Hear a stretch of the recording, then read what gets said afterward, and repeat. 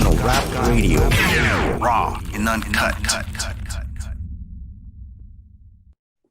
Cubo, and welcome to another episode of Chicano Rap Radio. Today, we have a very special guest in the house today. We have the face of LA, Baldacci the Beast. What's up, my boy? How you doing? I'm good. Blessed, brother. How you guys doing? We're doing firme. It's an honor to have you here at Chicano Rap Radio. We appreciate you making the time to join us. I know you have a lot of things going on right now, and I just wanted to kind of backtrack a little bit and just kind of set the table in regards to how you got into music.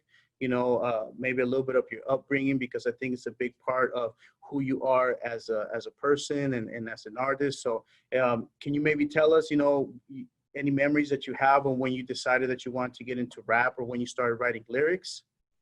Yeah, of course. I've been, since a kid, I've always, of course, dabbled with the music. I've always liked music. So I feel like it was a part of me, growing up and, being in the same situation that these artists were in, I could relate to a lot of the stuff that they were talking about. And I felt like, I had the same type of lifestyle, and I lived through my music, through their music, and then through my own music as I grew up, Well, who did you grow up listening to? I grew up in the 90s, I was born in the 80s, but growing up in the 90s, I listened to like Eazy-E, Dr. Dre, Ice Cube, Tupac, like all of that gangster rap, basically, at that time that was going. That's right. And, would you say any one of them had a bigger influence on you than the others?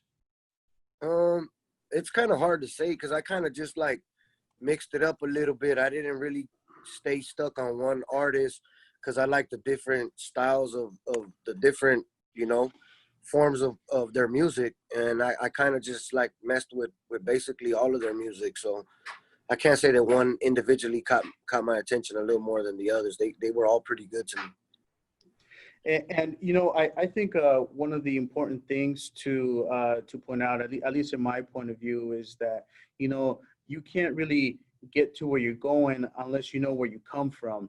And so for those of people that aren't familiar with you already, I mean, give us a little background information on where you're from and where you grew up, because I think it's a big part of who you are today. Right. I was born in Inglewood, California. And Okay. From the hospital, I was taken to a street called Converse. It's in the city of LA, of course. Florence district, like the Florence community. I was taken directly to that street, basically born and raised on that street, Okay. like the Florence district.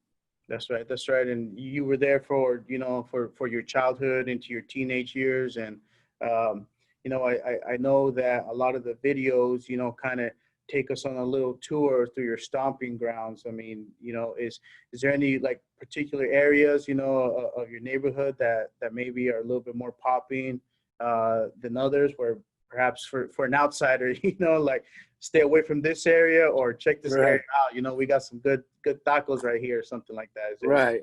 I mean, all of the spots we've had, it's changed a lot over the years now, from when I was growing up. Like the Florence Car Wash, of course, was definitely the spot, to go get your car washed and get you something to eat, because that was the spot to get the chili cheese fries and the cheeseburgers, and they had some really, really good food there, to the point where when I was incarcerated, I would run into, guys from different areas and different gangs that we don't really see eye to eye with, but they would tell me that they would call in their order and have their girlfriend get off to get the food type shit, That's right. It was crazy, man. It was risky business right there, bro, trying to get your food, but that's the heart of my neighborhood right there. And it was all good for us to go eat there, like, but everybody else, I understand it wasn't as easy. But yeah, the Florence Car Wash, the metro station, you know what I'm saying? The Gallo Hito on Pacific and Florence, like all that area, Roosevelt Park, all that right there is just, it's monumental to us, That's right. And I know that you, growing up, you did some time, and I just kind of wanted to kind of bring us into the future. I mean, as a juvenile, you did a little bit of time, right? And then did you graduate to the prison straight from juvenile from the halls, or did you get out and do a little stint on the outside first? It was kind of crazy. I got arrested when I was like 13 years old, about to be 14 years old, for like some stolen vehicles, and it started off real minor, and then just from one night to the next, it went from minor to major. Like as far as the felonies and the type of time I was about to be doing, because right after the stolen vehicle issue, I didn't stay in there long. I got like a DA reject or something like that, and then I came home, and then for like a couple weeks or so, and then from one day to the next, like I said, I ended up having like a carjack, kidnap, strong arm robbery case. Wow. And they took me when I was about 14 years old. I was actually fighting like 21 years. They wanted to try me as an adult. And I ended up I beat my fitness actually, because the district attorney actually said that I wasn't fit for an adult.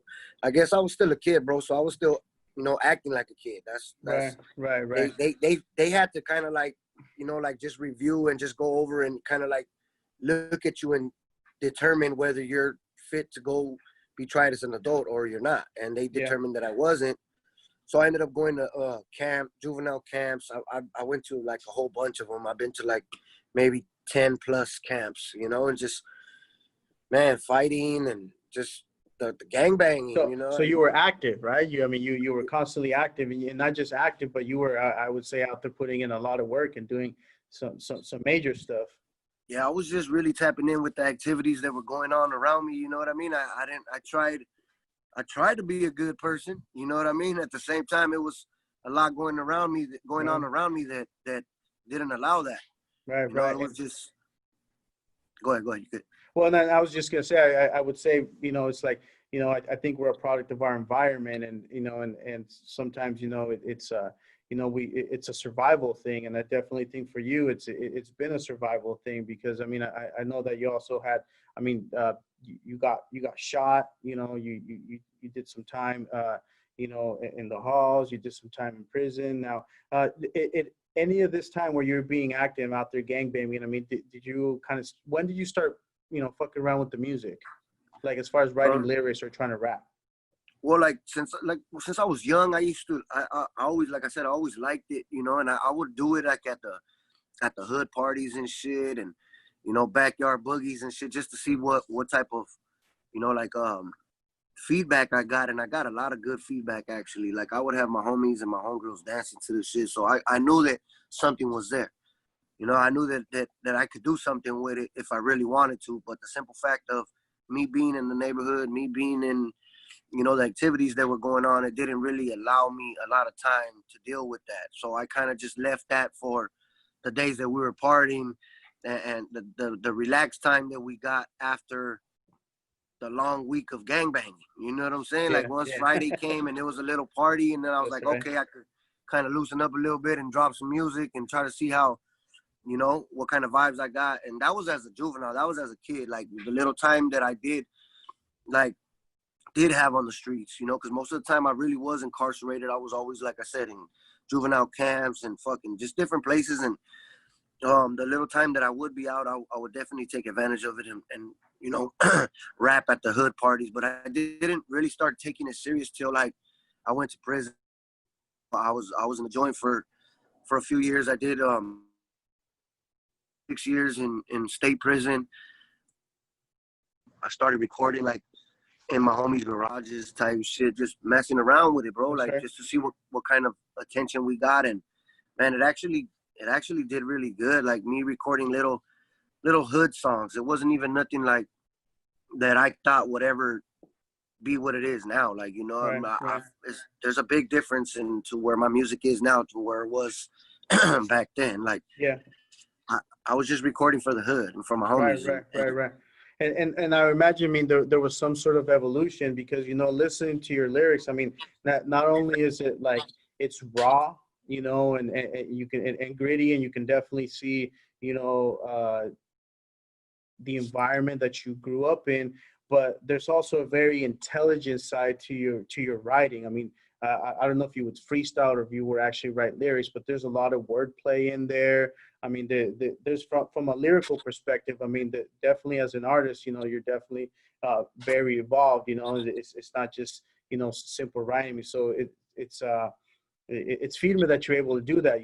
Keep it raw, keep it gritty, but you're also throw that little artistic vibe into it. And I recently was listening to your some of your more recent stuff, and the most of the recent songs that came out, and I could see the evolution and the potential that you have. I mean, I don't want to get too much into that because I definitely want the crowd to kind of follow us along the journey of how you got into the rap, a little bit Right. more.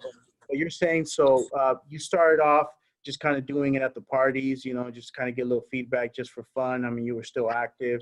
At some Right. point, you caught another case and you went to prison, and that's when you Yes. took it a little bit more serious. How old were you when you went to prison?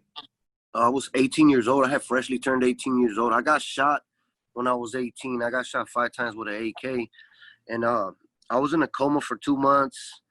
I went through a whole bunch of operations and different stuff, the medical stuff, and I got better. You know what I mean? Like it was like a superhero, bro. From one day to the next, it was crazy. Like weird, bro. Like I don't know. I mean, the grace of God, of course, but other than that, I don't know what it was, because it was like you're in dying grave condition from in one day, and the next day it was just like nothing ever happened. I was back to normal. I was walking, running when the doctors told me I was never even going to be able to walk again. Like it was just one night to the next, I was back up and running. And then a couple weeks after that, I ended up catching a gun charge.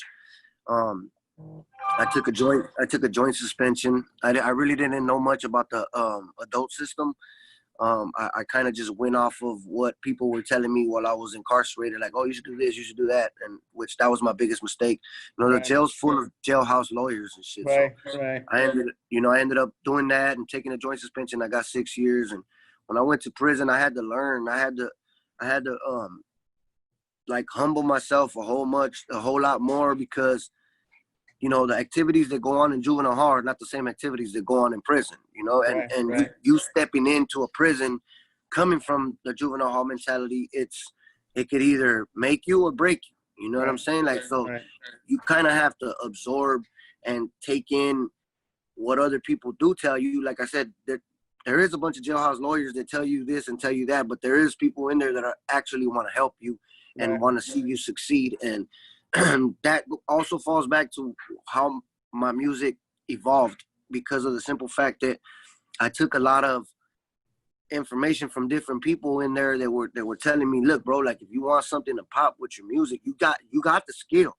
They're telling me you got the skill, but you need to switch it up and stop talking about just your neighborhood. You can still talk about your neighborhood, but don't mention your neighborhood, if that makes sense. If you understand what I'm saying, like, and not every other word.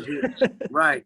You could talk about the hood, just don't talk about your hood. Like, in other words, because there's other people from different gangs that aren't from my hood that might want to listen to it or might want to bump it. So I took all that in consideration and just ran with it. And I did my time. 90% of everything that was going on, I had my hands in and dealt with, and I did my time the right way. And that little 10% I used to write music, but that 10%, increased over the years and just basically took a toll on my life, and has changed basically a lot of my perspective on life and, the way I go about my life now. Yeah. And one thing that, you being the face of LA, I mean, one thing that's obvious, you have your neighborhood right there on your face, and you have a lot of tattoos, all over your body that I'm sure represent, your experience, and they have different meanings to you. But at what point did you start getting tatted? Are those mostly from prison, or did you get a lot of those tattoos on the outs? I started, getting my tattoos out here on the streets when I was young, man. I had put like F13 on my chin when I was about 13, 14 years old. But even before I hit that juvenile system, I already had F13 on my chin. And then man, they just kept going and going and going, and I just couldn't stop. Most of my work is from prison though, Yeah. state and federal. I've been to both. Yeah. And your federal time, did that come once you got out from the state prison? You got out, and without going into details, I imagine you caught another charge because I mean, you're with the business, you're active, you're out there. I mean, you have a lot of love for your neighborhood, and that comes with a certain level of activity. Right. How long did you do federal time? Well, I came home in 2005 from state prison, and it was just so crazy, bro. I walked right into an indictment. Like I didn't even have time to do anything out here on the streets. Like I walked right into it, and I was indicted I got indicted with my homies in 2007. So from 2005 to 2007, I was home those 2 years. And I was only home because we were already, being investigated. And, like I'll get pulled over with my homies and have weed and money or whatever. And they would just cut us loose. Get out of here. Get out of here. Get out of here. Yeah. And it was just kind of obvious They were that watching. something was going on, So we got in 2007, we was indicted. And I ended up going to federal prison. I did 5 years on that. Okay. And I think right there's going to be like a good little spot to kind of take a quick little break, because I see it kind of leading back into eventually the evolution of Baldacci the Beast into, you were active on the streets, and then at some point you start gravitating more towards the music as a way, as an outlet, perhaps Right. of getting out your experience, and also trying to make some money, other than out there maybe, doing stuff on the streets. So let's take a quick little break, and we'll be right back. You're listening to Chicano Rap Radio, raw and uncut. Yeah. Chicano Rap Radio, raw and uncut. Yes, sir. We're back. We're back. Welcome back to Chicano Rap Radio. We got the homeboy Baldacci the Beast in the house today. We've been chopping it up about his upbringing, about his neighborhood, about his time in Juvenile Hall, and then doing a little bit of time at the feds, all the while kind of, playing around with the music, but not really focused on it too much because he had other things going on. But after you did your federal prison time, I don't know when that was, but your first album, that was sometime around 2013. Is that correct? Yeah, I came home in 2011, the ending of 2011. I came home and I was in a halfway house, because coming home from federal prison, they put you in a halfway house, kind of like to walk you into society. Yeah, Right, you know what I right. mean? So they put you in there for anywhere from 6 months to a year. I think I was there for about 6 months. The 6 months that I was there, you end up getting like weekend passes. You end up, but with all that, you have to have a job. So your job determines your availability to the streets, like your access to go home and Right. spend time with your family. Not only that, go out and go to the mall or go to the store. Or most of the time, you have to be looking for a job if you don't have a job. So I took advantage of that, bro. Like a lot of the times that I was supposed to be out looking for a job, I was actually in the studio recording. That's right. I had people out there going, because you have to present them with business cards, Right. saying that you went here to go look for a job. I was paying people to go get business cards for me while I was sitting in the studio recording, I know what I had to do. I wanted to put out some music. That was my only way to make it happen. I wasn't doing anything really that I wasn't supposed to be doing. Like I was, but I wasn't, if that makes sense. You know what I'm saying? Like that. That was my transition to not going out and doing other stuff. I had to focus and put myself in that box. And yeah, I was bending the rules a little bit, but at the same time, I was bending the rules for a good purpose. Right. And what was the name of that first album when you finally did put it out? So when it came out, it was called, the first album I dropped was called the Baldacci Code. The Baldacci. And I went with that because it was kind of like the Da Vinci Code, like cover, the idea. And I just, I don't know, me and my boys from Smooth Hustle, we kind of just, put our brains together and came up with that. It was just a, you know, like it was like a code. You know what I mean? Yeah. Like you the certain code that you live by. You know, that you wanna. It's just what we live by. You know what I'm saying? Right. It's crazy. And it's a good title. You know, I'm a little conspiracy theorist myself. So right away when you said the Baldacci code, I thought, you know, the Da Vinci code, and Right. that's also deep. All right, so then you put out your first album, and then and then you're, you know, able to transition out of the halfway home. I imagine, you know, you went back to the pad, or to live with the homies or with family or whatever, and then but you kept the music going. Um, did Because you have a lot of good features, and you know, I see that you've linked up with some heavyweights in different areas of whether it's rap or the Chicano culture. I mean, you know, I think your last album, or the How to Survive in LA, that was produced by Esteban Oriol. Um, how how did that come about? Were you guys already homies, or like how did you guys link up?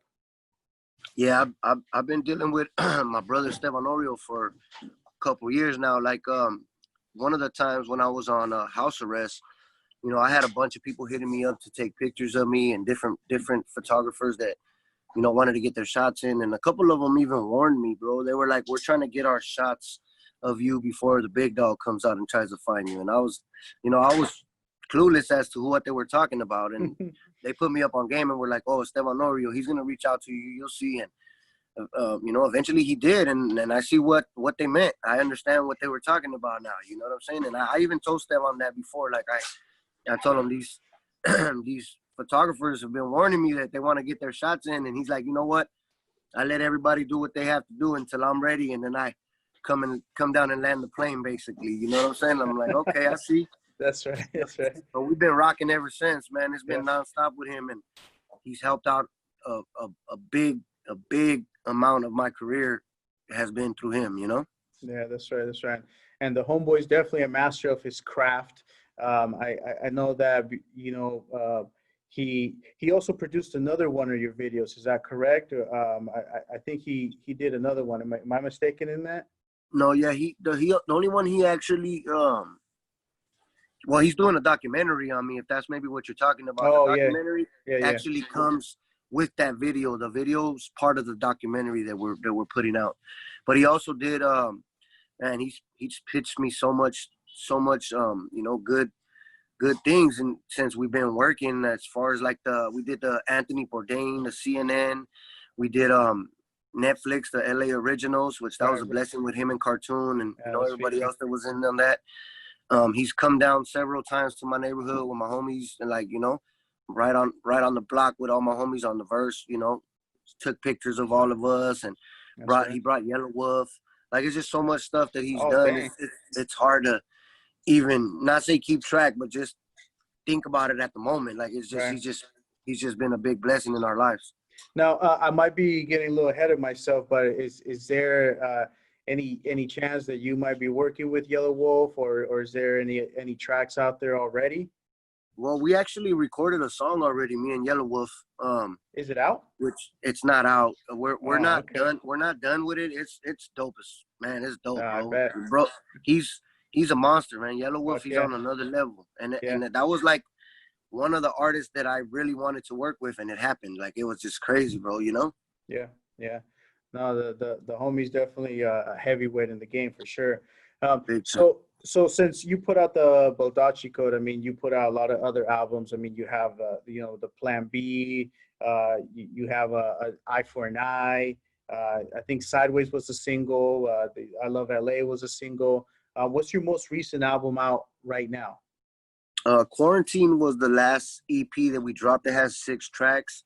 It has a feature from Baby Bash on there. Mostly in-house features with my boy Peter Bill, JR, you know, like just fam bam, you know what I mean? Close Yeah. homies, you know, production by Misfit, production by Ray Plays Keys, couple different producers on that album. I actually have like another follow-up to that. I'm thinking of dropping a volume 2 to the Quarantine.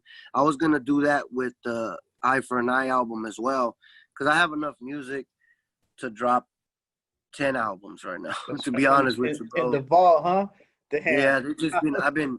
I've been sitting in the cut just recording and recording. I feel like I just been loading up a gun like the whole Yeah. time, like, you know. And it's crazy, bro. Like I've always told everybody, I look at it like a piggy bank that you're just stuffing, bro. That's You know right. what I mean? And eventually, it's gonna break. Yeah, yeah. You know?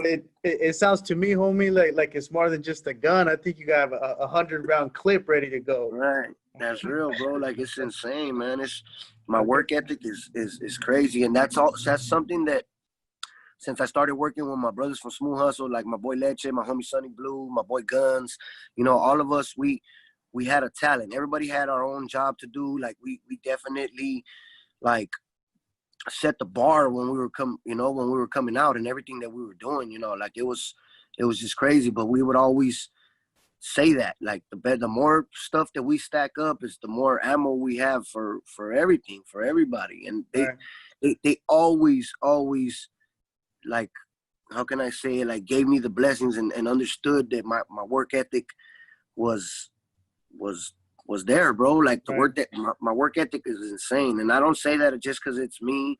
I don't, I'm not trying to be cocky or brag or anything, but it is. I can't believe it. Yeah. Sometimes I look at it and I'm like, God damn, bro, like lay down. Yeah. You know what I'm saying? Relax. Yeah, sleep. Yeah, bro. That's It's right, crazy, bro. You know? And that's good, G. I think you're focused and determined. You know, you definitely have set, a big ambitious goal, and you're pursuing it. And I want to say props for that, homie, because I see that you're still doing your thing independently, but you definitely have that big label potential. You know, is there any kind of if you could speak on it, is there any plans to maybe work with a major label, to kind of, take things to the next level? Because with your flow, with your work ethic, with everything that you have, I mean, you have all the ingredients, ingredients to make it happen. Yes. See, what's crazy is that when I first started, like I was telling you, I started with my boys from Smooth Hustle. Of course, it was a different time and era, and I didn't really know what to do. Like I knew how to make music, I knew how to make songs, but I didn't know what to do with it. So we actually printed up the Baldacci code, and myself and my boys that were with me, we just up and running, bro. Just started hitting gas stations, hitting Hollywood, trying to get that album out there. Whether we had to take a loss and sell it for a lot cheaper, or give it away, or get the actual amount. Like it was just, I wanted that album out there, and I did what I had to do. And it's crazy because I would wake up and say, you know what, I'm going to go to Hollywood today. And I'll go to Hollywood and I'll end up running into T.I. Or I'll go over here and end up running into this person, the Game. Or I'll go to this person. Like, it was just insane, bro, the amount of blessings that were coming from God. Like, it just were signs to me to keep going, and ammunition that I felt that was coming my way to just keep on that path. And now the music has changed drastically from, again, one night to the next. It seems like the internet just took over now, and now that's the way to promote it.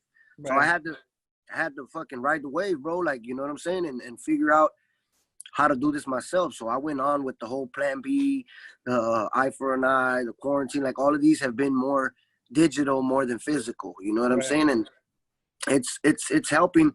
I know eventually I'm gonna need the machine behind me, which is the big label. But for now, it seems like I've been doing all right, and the thing is that they always told me, you gotta impress the label.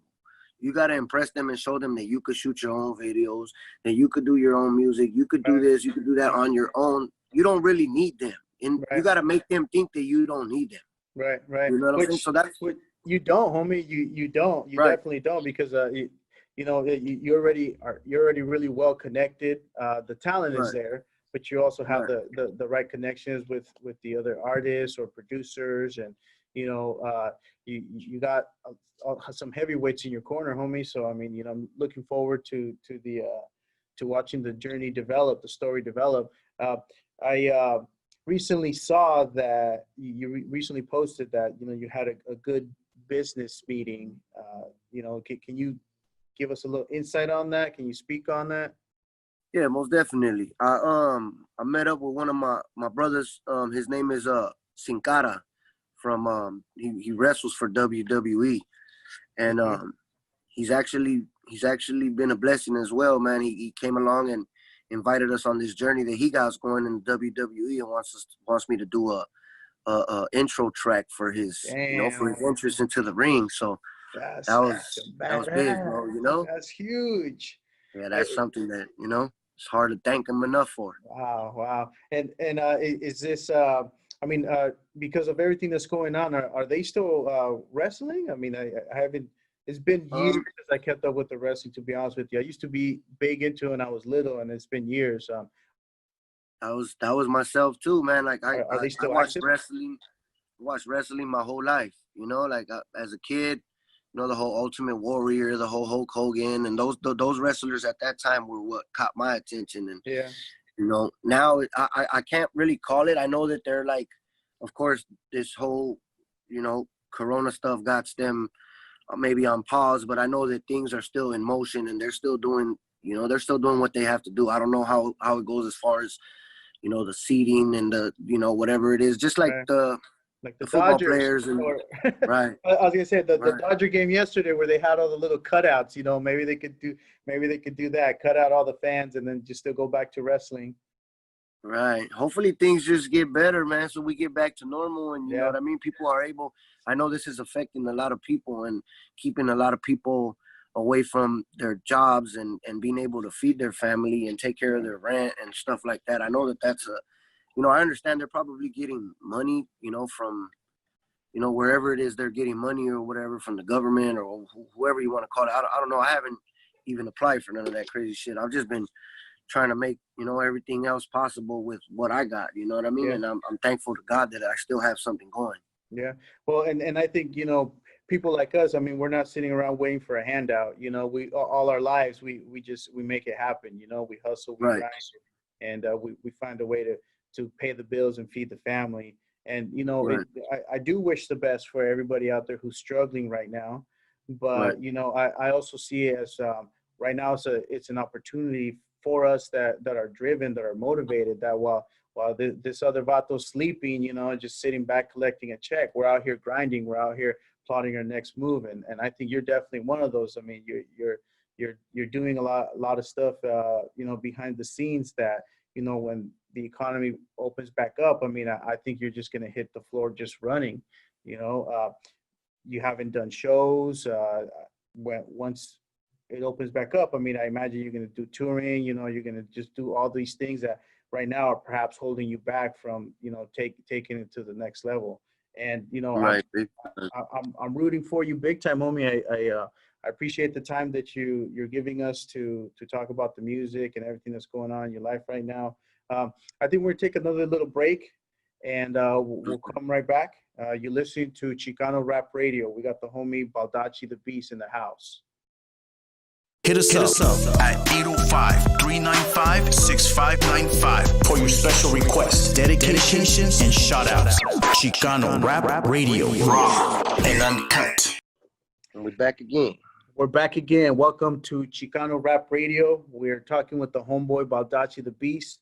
We've been chopping it up about his upbringing in his neighborhood, some of his time that he did in the state and the feds, also the music, all the artists that he worked with, and how his career has developed over the years, and how it's going to continue to develop. I wanted to kind of transition a little bit away from the music. You're sporting the hat. I think is for your new clothing line. What's the name of your clothing line? Oh, it's the same as my label, the Effort. It's the Effort music line. This is one of the snapbacks that we have. And when did that launch? I mean, I don't have an actual date, to be honest with you. I started making hats for myself, Right. and it just started going crazy, bro. From there, like, people were requesting them, and people were, asking where can they get these hats, and I just little by little, me and myself and my partner John, we just started, with the little bit of money that we made, we would take that and try to double it up and just reinvest it, and it's been going, pretty swell since then.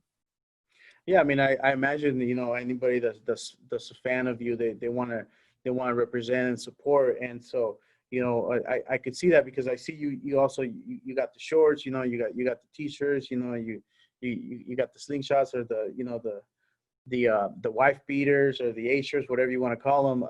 If someone wanted to, they're available for sale now. Yeah, they can actually go on either my website, which is www.baldaccithebeast.com, or they could go on my Instagram as well. We have certain items on the website that they can get, and then there's certain items that I have myself that are not on the website that they can get as well. They could DM me on my Instagram, which is the Face of LA, just like that. The Face of LA, just like that. Feed me. And when somebody orders, any of your merch, whether it's a snapback or a T-shirt or whatever. I mean, are you the ones shipping them out? I mean, I think that'd be something a little special if they knew it was coming from you or directly from your hand. Yeah, it's either me or my partner that ships them the the order. When they order from the website, my boy ships it. When they order from me, I ship it. It's like I try to throw a little extra in there when I can, stickers, wristbands, or whatever it is. Sometimes the orders are delayed a little bit, especially with everything that's going on right now. Right. So I'll throw in a CD, I'll sign them. Like I try to do what I can as much as possible. Yeah, so you heard it here. If you buy some merch, the homie's gonna do whatever he can to take care of you, and if there's a little delay, he's gonna throw a little extra in there. So make sure that you support the homeboy, that you listen to his music. Not just listen to it, but if you can, support his clothing line. Give me the website one more time, please, in case anybody missed it. So the website is www.baldaccithebeast.com. Just like that. Okay. They could go there, or else they could send me a message on Instagram as well, at the Face of LA. At the Face of LA. That's on IG. Yeah. Yeah, feed me. I'm gonna have to cop me a snapback or a T-shirt for sure, without a doubt. Especially since I know it's coming with a signed out album. Right? Yeah, that's how it works, That's dog. what I You know what I'm saying? see. I have a lot of people that, they always tell me like, hey, can you give me a deal on this? And there's sometimes that I'll get on there and, I'm just feeling it, bro. Sometimes I even do it with my features. It's crazy. I'll get on there and be like, hey, I'm doing 3 features for this price right now. Because the pricing right now on my features is going up drastically. Like, Good. And it's not even myself. It's my management and everybody that feels that that's what my price should be. You know what I mean? Yeah. I can't change their mind, or I can't change the way it is, but at the same time, there's times that I feel like some of the people don't have that amount of money and they want to work with me. So I get on there and I post that I'm going to do features for $250. Like I'm doing 3 of them for $250 just today and tomorrow. Like get on it. So, there's people that jump at that opportunity. Hell yeah. And it's like they're smart. You know what I'm saying? Yeah, I got definitely smart. Yeah, because smart, I mean, a deal like that doesn't come around often, especially with what you have going on. I mean, your features are definitely, it's gonna be a banger. Your song's guaranteed to be a banger if you have a feature from the homie Baldacci. And if you can get a deal, then you better pick up 2 or 3 of them, because Sure, man. it's not gonna be like that forever. Yeah, shit be changing and it's out of my control, bro. That's right. And that's why you have, your management in place, because they're there, to look out for the best interest of you and the brand, and Right. overall the future of your career. Now, do you have any, you mentioned earlier that you are probably, or you're going to release part 2 of the quarantine. Is that something that we, the fans, can expect anytime soon? Yeah, I want to say within the next 2 months, maybe, give or take, but I'm definitely trying to get it out the sooner the better, because I don't know how long this quarantine and this coronavirus stuff is going to go on, but I know it's still on right now, so the quarantine is still on, you know what I mean? So it's still part of what we're dealing with right now, so I want to put that out real soon, and I definitely I want to promise my fans and my people out there that it's something that's going to be dynamic, as well as like the last one was. I mean, a lot of people are feeling it. I got so much love and so much feedback on it that it's something that I have to do for them. And do you have any, like, maybe, I mean, all the songs I know are special, but I mean, is there maybe one or two songs that maybe you're going to focus on right out the gate? Like, are you going to do any videos or any special features that we can, keep an eye out for?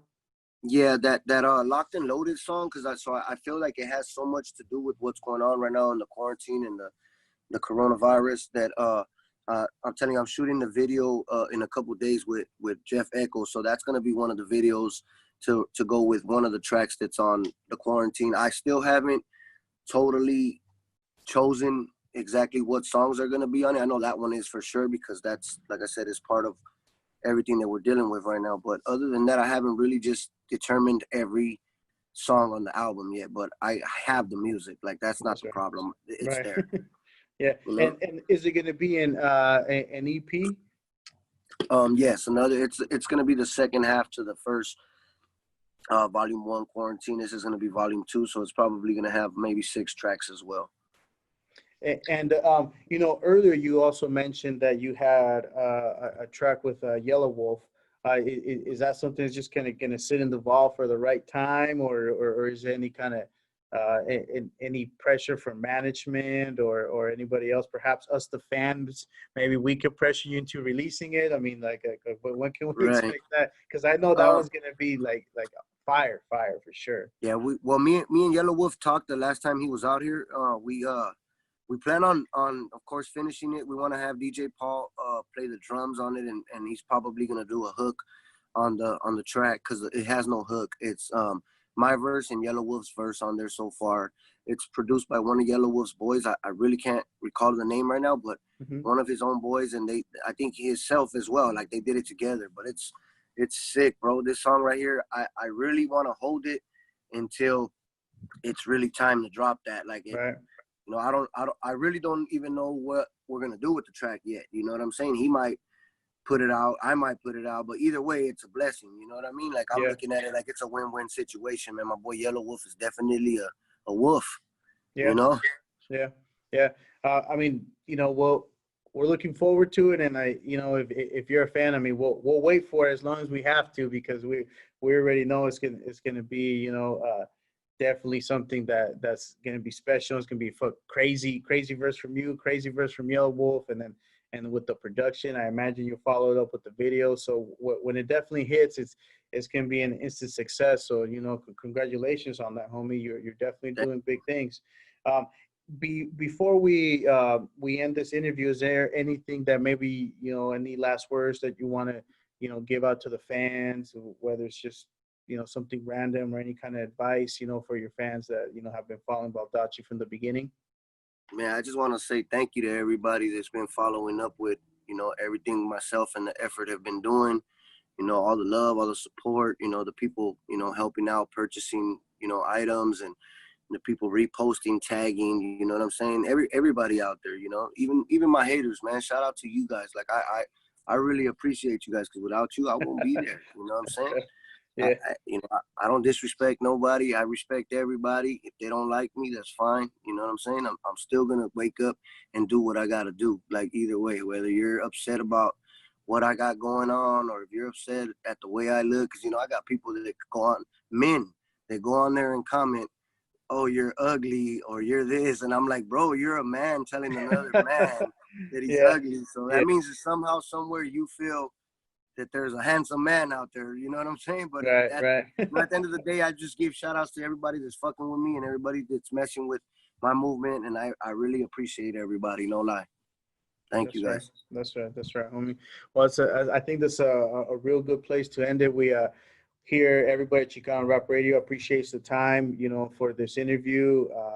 We definitely would like to have you back in the future, when you maybe have some new music out, or when the track from Yellow Wolf drops. So definitely we'll keep in contact, because we definitely want to have you back on. We appreciate it, homie. Make sure you check out the Homeboys music, Baldacci the Beast. Also, make sure you support the Homeboys clothing line. And if you want to follow him, check out his Instagram. We're going to give you links so that you can follow the homie and stay in contact. You're listening to Chicano Rap Radio, raw and uncut. Chicano Rap Radio, raw and uncut.